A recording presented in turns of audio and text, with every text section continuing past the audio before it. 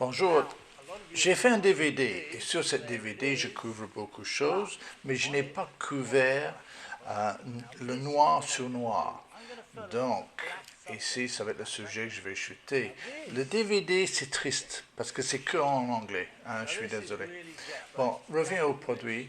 Si le fond était aussi noir que ce produit, on ne va rien voir. Donc, on a un problème d'éclairage. C'est un peu le style qu'on voit dans les grandes salles de vente. On voit dans le catalogue les très belles images. Et voilà, c'est ça qu'on va essayer d'avoir. Mais quand je regarde, c'est peut-être un catalogue de vide-grenier. Bon, ici on a le sujet. Il est en place comme je veux. Et je le place pour voir, par exemple, entre les deux jambes, tourne ça comme je veux pour avoir le meilleur angle pour voir le produit. On a le fond velours, comme j'avais dans mon autre DVD, mon autre vidéo, pardon. Et c'est pas la peine maintenant de le brosser dans la bonne direction, parce qu'on ne sait pas dans quel sens la lumière va être. À mon avis, la lumière doit venir de la droite comme ça, ou la gauche caméra. Je vais approcher plus qu'il est maintenant pour essayer d'avoir une lumière qui descende l'avant. Et après, je vais essayer d'éclairer l'arrière avec quelque chose derrière, soit une lumière ou un réflecteur. Ça, c'est bien pour séparer de le fond.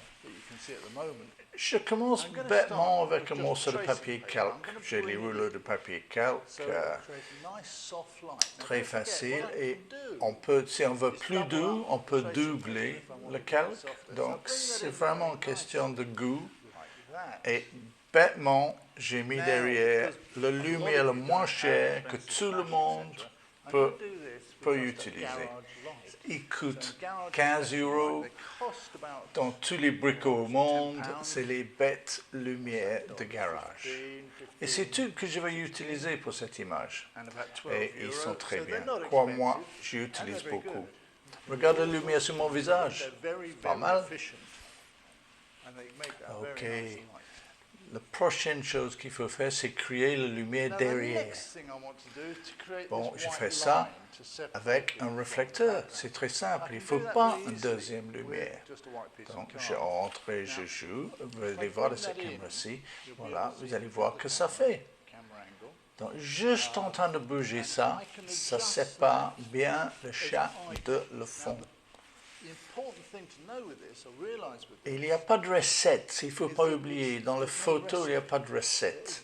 C'est votre choix personnel quand on met quelque chose en place. Et c'est impossible, chaque sujet a besoin d'une exposition, un éclairage différent. Je dois choisir où moi je veux, pour choisir les bons angles de réflexion, pour donner le résultat que moi je veux. Donc comme je dis, il n'y a pas de recette. Maintenant, ça donne une petite lumière et j'aime beaucoup là, mais je veux sortir les muscles un peu dans les chats. Donc, si j'avance une carte sur le côté, ça montre tout. Et c'est encore pour moi à choisir où ça doit être. C'est fascinant comme projet en fait. Ça, pour moi, c'est beaucoup trop parce que ça éclaire tout. Bon, l'avantage, ça éclaire en bas, mais je préfère avoir plus de texture, si tu veux, si vous voulez, dans les muscles. Donc, c'est vraiment votre choix, et c'est seulement vous qui pouvez choisir. Et parfois, ça sépare les bons photographes de les mauvaises, juste cette décision. Ben non, j'adore les miroirs. Regarde, que je peux faire avec les miroirs. Je tourne l'autre sens parce qu'il y a deux côtés différents. C'est un bête miroir de salle de bain. Donc moi, je vais utiliser un tout petit miroir. Qu'en fait, je venais d'un ancien appareil de photo. Et juste pour donner un tout petit peu d'éclairage où je veux. N'oublie pas, ici, c'est une technique. C'est pas les règles. On met ça. On peut utiliser 10 miroirs, un miroir, pas de miroir. On fait exactement qu'on veut. Beaucoup vous avez vu que j'ai une lumière sur le fond. Ça, c'est évidemment très simple, c'est juste de lumière qui dépasse le calque. Il faut évidemment que je coupe ça. Alors, c'est très, très facile. Oh, le calque, c'est toujours disponible évidemment sur mon site, mccord.com, ça vient d'Angleterre. On peut résoudre le problème de fond juste en train de mettre un petit, qu'on appelle un flag, ou un petit quelque chose noir, pour protéger le fond de la lumière. Donc, comme ça, on a le fond tout à fait noir.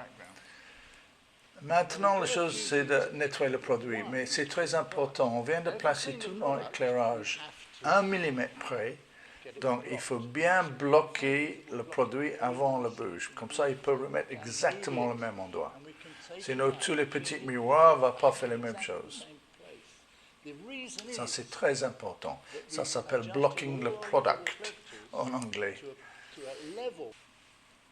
Ça nous laisse deux choses à faire. Le premier, c'est évidemment brosser le fond dans la direction pour que ça ait l'air le plus noir. On enlève tous les petites pluches, évidemment, sur le fond. Comme ça, tout est bon. Et encore une chose très importante, et ça, c'est de couper toute la lumière parasite qui tombe dans l'objectif ou devant le produit. Je dis devant car il y a du fumée, etc. Mais il faut vraiment faire grande attention à ça parce que sinon ça va délaver et enlève le contraste de l'image. Et voilà, ça c'est simple. Tout que je dois faire maintenant, c'est d'exposer. J'utilise le delay sur l'appareil comme ça. Et une seconde à l'autre, voilà. Ben voilà, c'est notre photo définitive. Moi, je trouve que ça mérite d'être sur un catalogue de sculpture. C'est un bel résultat. Beaucoup de travail, je suis d'accord, mais le résultat, c'est ça qui compte. Mais j'espère que vous avez aimé ce petit cours. Il y a une chose, on dépense beaucoup d'argent sur l'équipement. Mais pourquoi on ne dépense pas un peu sur les choses qui nous aident, comme les pieds pour tenir les réflecteurs?